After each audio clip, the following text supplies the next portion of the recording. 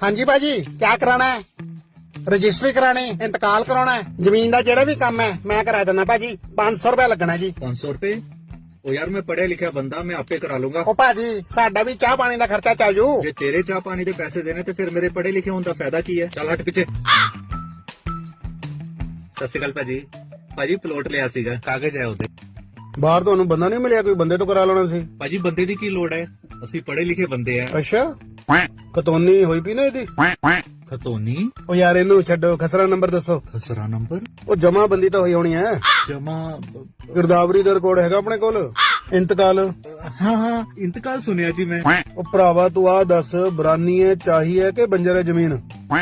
ਬਸੂਕਾ, ਬਰੂਏ, ਨਾਮਾ ਪੇਸ਼, कुल रहन, जल रहन, बाकदर, आड़,